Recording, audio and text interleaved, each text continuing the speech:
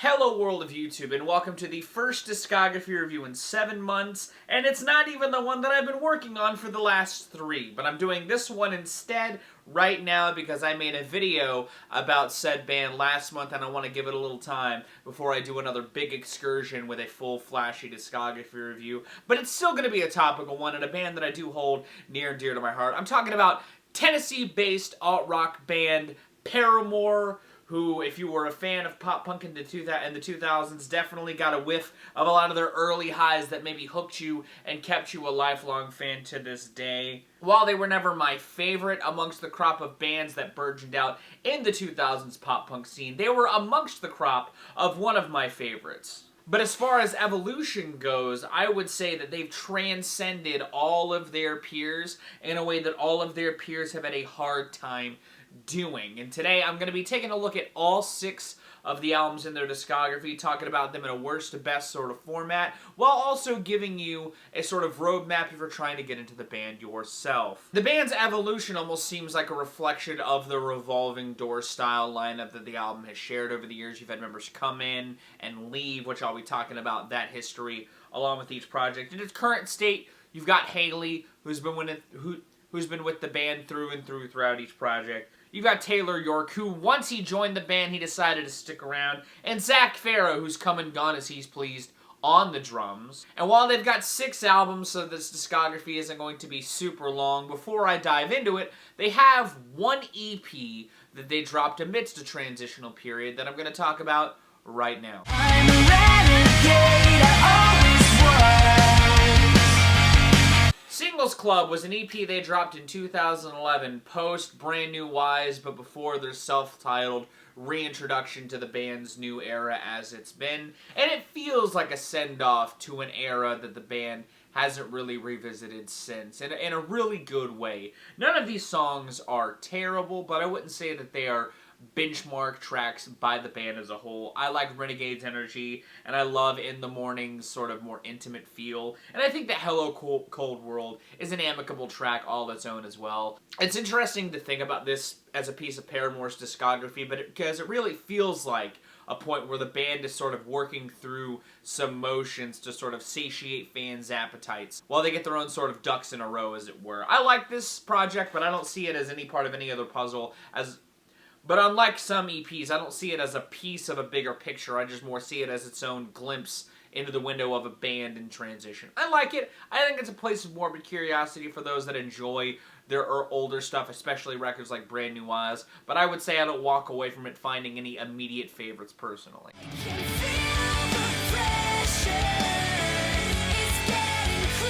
The 2000s pop-punk debut. Every band under that banner has one, and I would say Paramore's All We Know Is Falling is a pretty decent notch in that specific niche's belt. In fact, I would argue its consistency is as strong as what I put above it, but a lot of its sort of things that set it back are due to the fact that it is a debut. It's a little rougher around the edges, while the band is riding bops in the form of Pressure and Whoa that really reach the rafters, and having this lyrical follow-through that honestly feels indicative of where the band tends to come back to as far as a thematic through line, because even though this is their debut, it's still steeped in drama. Original bassist Jeremy Davis left around the time the band was writing this record, and you could feel that feeling of both betrayal and emptiness sort of permeate throughout a lot of the lyrics of this, and I think it's a strong start for a band like this, especially given that that act is almost like an omen to where their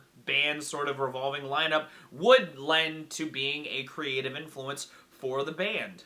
I think that this album, similarly to pretty much every Paramore album, gets off on an incredible foot. I think that the title track leading into the bop Pressure is fantastic. I love Pressure, and I think that it's a really strong early single for the band that doesn't feel kneecapped by its production in the way that certain songs do. And I think that Emergency coming after that, showing it a little more of a twinkly guitar aesthetic, is an attribute that I think that this album especially does better than the album I'm putting above this. You know, I would argue Never Let This Go is easily the best soft moment they'd written until Brand New Wise came out and had some more softer driven moments at their core. I think that outside of the production kneecaps, there are some songs that I feel like just feel like deviations slash moments where the band's songwriting isn't as strong as it would become. Whoa is a great embodiment of that sort of songwriting style not being quite as harnessed when it comes to like writing a bop-ass banger. It's that sort of debut frustrations that every band sort of goes through. It's a reason why a lot of debuts aren't my favorite, but I would still say are a strong showcasing of the band's talents. It's a good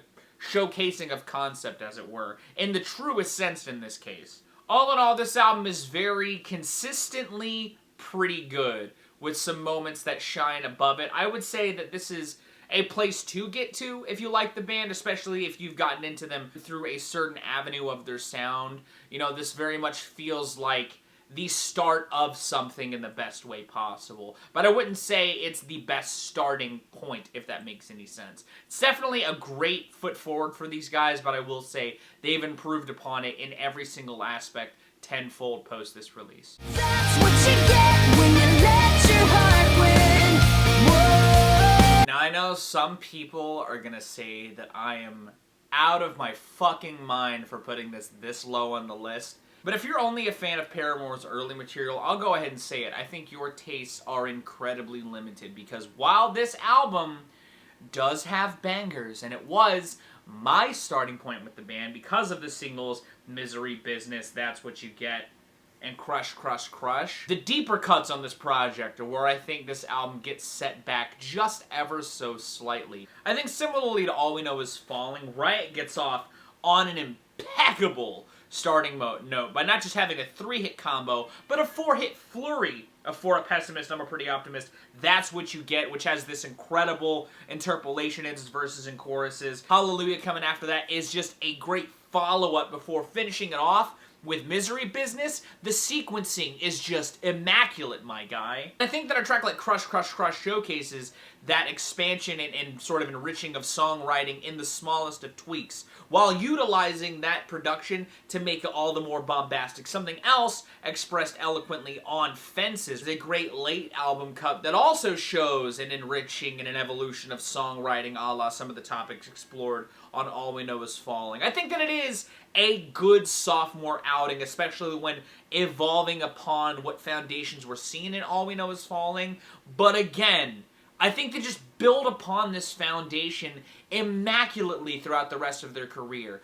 Yes, I know it was my gateway too, but if I'm being honest, the band just makes better records than these two. This is a really good starting point as far as illustrating a better production style that suits the songwriting that the band is doing on here. It's still very adolescent in feeling, and it captures that adolescent energy of everything on 10 pretty amicably, but I would say its biggest, falters come in the moments where they do break away from that intensity or that energy. The moments where they subdue it, I would argue, are better on All We Know Is Falling than on Riot. But I would still say that these two records together, they're kind of cut from a similar cloth. One just does its style better than the former, and it's because of those, enhancements in production and stuff. The fact that it is a sophomore outing allowed the band to find their footing even better and sort of plant themselves firmly with some really good songs. In fact, I would argue the 3-track run from When It Rains through Miracle is easily the weakest portion of this project, and I would argue one of the weakest portions in the band's catalog as a whole. I could see somebody putting this higher, obviously. I know a lot of people have nostalgia for Riot, but if I'm speaking to my opinions on the band, it definitely ends up at this point on the list. If it don't hurt now, but just wait a while. Another big fish. In 2013, Paramore were in transition. They were without a drummer. Ian Rubin fills in on this record and does drums, and as far as grabbing a drummer that definitely can help enhance your sound, Ian Rubin's a good snag in my opinion. His drums on here are fucking incredible. Am I glad Zach is back with the band because he fits the band's sound incredibly well? Yeah, but as far as showcasing your evolution, having a dude like that behind the kit is a great choice.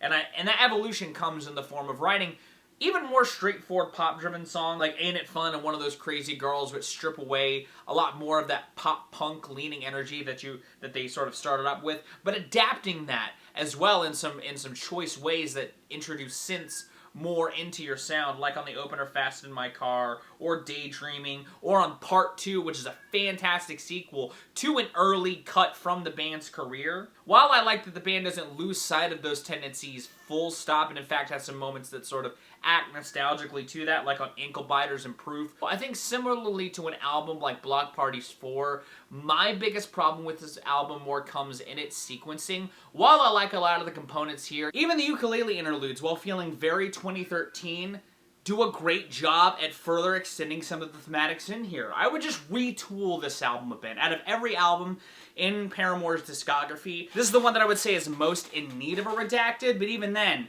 I could see somebody liking this album more than me. I just think that the sequencing is a little wonky. The band's cooking with a lot here, and I don't think none of it really misses. There's just some moments that I think are weaker than others. Hell, they do a good job at creating some real ambience and weight in some moments, like on Part 2 and on the closer Futures, which has this slow burn approach that builds as the song evolves that I think is immaculate. I would say that this is a decent starting point, similarly to Riot, if you want sort of a flavor of what a lot of the band is cooking with, just maybe not reined in and harnessed quite as tightly as they've done on all of the rest of their discography. A very strong album in its own right, and again, I could see somebody liking it a lot more than me, but I think it's a pretty good release in the band's catalog, personally. This is why I don't leave the house. You say the coast. The big deciding factor for me in putting This Is Why above the self-titled is I sat down and I thought to myself, which of these two would I want to own physically? And I think because I don't think it has quite as many songs that are as huge sprinkled throughout a track listing, like on the self-titled, like Still Into You and Ain't It Fun, this album's sequencing is still top-notch. I could understand the argument of somebody saying that This Is Why is kind of front-loaded.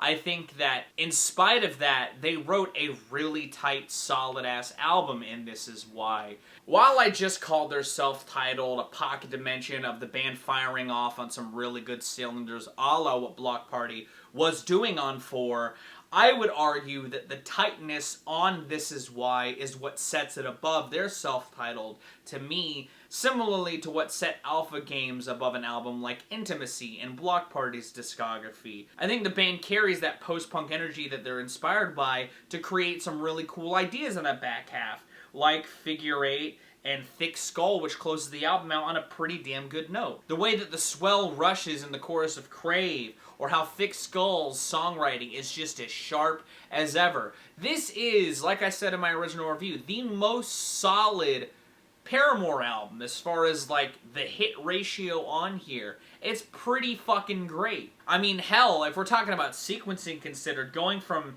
C'est Comme Ça into the slower burn but a nice swell Big Man Little Dignity right back into the sort of jerky nature of You First is just impeccably done. I still really like this album, and I feel like it's a point at least to get to eventually when looking at Paramore. If you like the tightness on their earlier albums, but you want to see it sort of refined into a different avenue altogether and to see the evolution of the band, I would give This Is Why a spin. I think it still showcases their, you know, real good chemistry as a band, and as far as feeling the three-piece, no album has done it more so than this, because even though there are other bells and whistles, the production style of this keeps it so cemented to that core unit that I think is really strong as well, and lets all three of them do their damnedest to shine when they can. I like this project a lot, and it's one that I still have gotten some decent rotation of throughout the year.